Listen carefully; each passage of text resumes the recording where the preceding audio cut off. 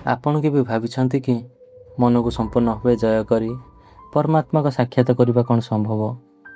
ଯୋଗର ଶେଷ ସୀମାରେ ସାଧକମାନେ କ'ଣ ଦେଖିଥାନ୍ତି ଏବଂ ଭଗବାନ କପିଳଦେବ କାହିଁକି କହିଥିଲେ ଯେ ମନକୁ ଜିତିଲେ ଜନ୍ମ ମୃତ୍ୟୁର ବନ୍ଧନ ଭାଙ୍ଗିଯାଏ?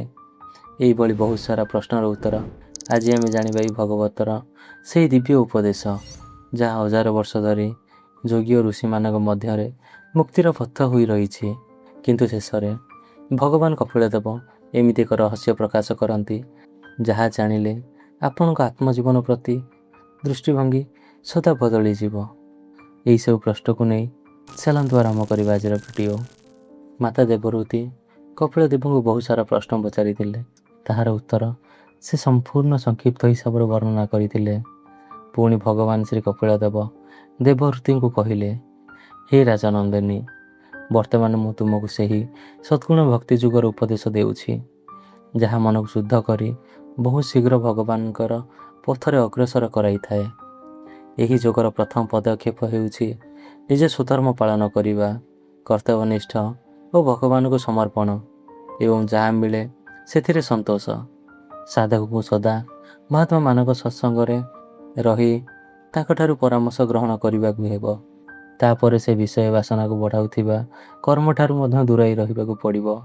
ପବିତ୍ର ପରିମିତ ଭୋଜନ କରିବେ, ଏକାନ୍ତ ଓ ଶାନ୍ତ ସ୍ଥାନରେ ବାସ କରିବେ ଏବଂ କୌଣସି ଜୀବଜନ୍ତୁକୁ କଷ୍ଟ ନ ଦେଇ ଯୋଗ ସାଧନାରେ ନିଜକୁ ନିୟୋଜିତ କରିବେ। ସତ୍ୟବାଦିତା, ଅହିଂସା, ଅପରିଗ୍ରହ, ବ୍ରହ୍ମଚର୍ଯ୍ୟ, ତପସ୍ୟା, ବାହ୍ୟ ଓ ଆଭ୍ୟନ୍ତରୀଣ ପବିତ୍ରତା, ଶାସ୍ତ୍ର ଅଧ୍ୟୟନ ଏବଂ ଭଗବାନଙ୍କର ଆରାଧନା ଏସବୁ ଯୋଗୀଙ୍କର ଆବଶ୍ୟକ ଗୁଣ। ତାପରେ ବାଣୀକୁ ସଂଯମ କରି ସ୍ଥିର ଆସନରେ ବସି ପ୍ରାଣାୟାମ ଦ୍ୱାରା ଶ୍ୱାସକୁ ନିୟନ୍ତ୍ରଣ କରି ମନକୁ ଇନ୍ଦ୍ରିୟ ବିଷୟରୁ ଫେରାଇ ଆଣି ହୃଦୟକୁ ସ୍ଥିର କରିବାକୁ ହେବ।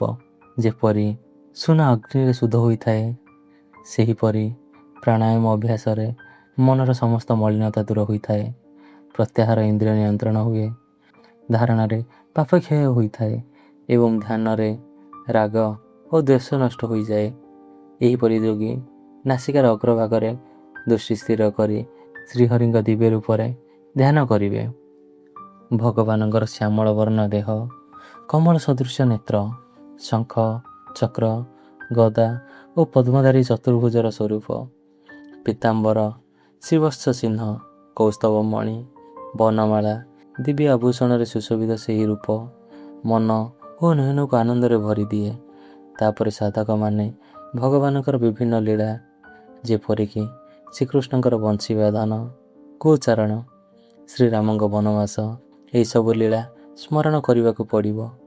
ଧୀରେ ଧୀରେ ସମଗ୍ର ରୂପରୁ ପ୍ରଭୁଙ୍କ ପ୍ରତ୍ୟେକ ଅଙ୍ଗରେ ନିଜ ମନକୁ ସ୍ଥିର କରିବେ। ପ୍ରଥମେ ପାଦ ପଦ୍ମ, ପରେ ଜଙ୍ଘା, ନିତମ୍ବ, ନାଭି, ବକ୍ଷସ୍ଥଳ, କଣ୍ଠ, ଭୁଜ, ଶଙ୍ଖ, ଚକ୍ର, ଗଦା, ବନମାଳା, କୌସ୍ତବମଣି ଏବଂ ଶେଷରେ ଭଗବାନଙ୍କର ମନୋହର ମୁଖାରବିନ୍ଦ ଓ କରୁଣାମୟ ସ୍ମିତ ହାସ୍ୟରେ ଧ୍ୟାନ କରିବେ। ଆଉ ଯେତେବେଳେ ସାଧକଙ୍କ ହୃଦୟ ଭକ୍ତିରେ ଦ୍ରବିତ ହୋଇଯାଏ, ଶରୀରରେ ରୋମାଞ୍ଚ ଖେଳିଯାଏ ଏବଂ ଆନନ୍ଦର ଅଶ୍ରୁ ପ୍ରବାହିତ ହୋଇଥାଏ, ସେତେବେଳେ ସେ ଧୀରେ ଧୀରେ ଧ୍ୟାନର ବସ୍ତୁକୁ ମଧ୍ୟ ଅତିକ୍ରମ କରି ପରମାତ୍ମାରେ ଲୀନ ହୋଇଯାଆନ୍ତି। ଯେପରି ତେଲ ଶେଷ ହେଲେ ଦୀପଶିଖା ତାହାର ମୂଳରେ ତେଜରେ ଲୀନ ହୁଏ, ସେହିପରି ମନ ସମସ୍ତ ଆସକ୍ତିରୁ ମୁକ୍ତ ହୋଇ ବ୍ରହ୍ମସ୍ୱରୂପ ଶାନ୍ତିରେ ଯାଇ ସ୍ଥିର ହୁଏ। ସେହି ଅବସ୍ଥାରେ ସାଧକ ଧାତା, ଧ୍ୟେୟ ଓ ଧ୍ୟାନ ସମସ୍ତ ଭେଦକୁ ଅତିକ୍ରମ କରି ସର୍ବତ ଏକମାତ୍ର ପରମାତ୍ମାକୁ ଦର୍ଶନ କରନ୍ତି।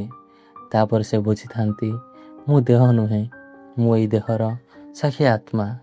ଯେପରି ଅଗ୍ନିକାଠ, ଧୂଆଁ, ଜ୍ୱାଳାଠାରୁ ଭିନ୍ନ ହୋଇଥାନ୍ତି, ସେହିପରି ଆତ୍ମା, ଶରୀର ଓ ଇନ୍ଦ୍ରିୟ ଏ ମନଠାରୁ ସମ୍ପୂର୍ଣ୍ଣ ଭିନ୍ନ। ସମସ୍ତ ପ୍ରାଣୀମାନଙ୍କ ମଧ୍ୟରେ ସେହି ଏକ ଆତ୍ମା ବିରାଜମାନ। ଭେଦ କେବଳ ଶରୀରର ନୁହଁ, ଆତ୍ମାର ମଧ୍ୟ ନୁହଁ। ଶେଷରେ ଭଗବାନ କପିଳଦେବ କହନ୍ତି, ଭଗବାନଙ୍କ କୃପା ଓ ଭକ୍ତି ବିନା ଏହି ଅଚିନ୍ତ୍ୟ ମାୟାକୁ କେହି ଜୟ କରିପାରିବେ ନାହିଁ। କେବଳ ଭକ୍ତି ଯୋଗ ଦ୍ୱାରା ଜୀବ ନିଜର ସତ୍ୟ ସ୍ୱରୂପକୁ ଅନୁଭବ କରି ପରମ ମୁକ୍ତି ଲାଭ କରନ୍ତି। ପୁଣି ଏହା ଥିଲା ଭଗବାନ କପିଳଦେବଙ୍କ ଦ୍ୱାରା ପ୍ରଦତ୍ତ ସେହି ଦିବ୍ୟ ଭକ୍ତି ଯୋଗ ଓ ଧ୍ୟାନ ଯୋଗର ଅମୂଲ୍ୟ ଉପଦେଶ। କିନ୍ତୁ ଦେବହୂତିଙ୍କର ପ୍ରଶ୍ନ ଏଠି ଶେଷ ହୋଇନଥିଲା। ପରବର୍ତ୍ତୀ ଅଧ୍ୟାୟରେ ଆମେ ଜାଣିବା ଭଗବାନଙ୍କ ଅଖିଳଦେବଙ୍କର ଏମିତି ଏକ ଗଭୀର ରହସ୍ୟ ଯାହାକୁ ଉନ୍ମୋଚନ କରି ଏ ସଂସାରର ଜୀବ ଓ ମୁକ୍ତିର ସମ୍ପୂର୍ଣ୍ଣ ସତ୍ୟ। ସେହି ଦିବ୍ୟ ରହସ୍ୟ ଜାଣିବା ପାଇଁ ପରବର୍ତ୍ତୀ ପର୍ବକୁ ନିଶ୍ଚୟ ଦେଖନ୍ତୁ। ସେଥିପର୍ଯ୍ୟନ୍ତ ମୋତେ ବିଦାୟ ଦିଅନ୍ତୁ।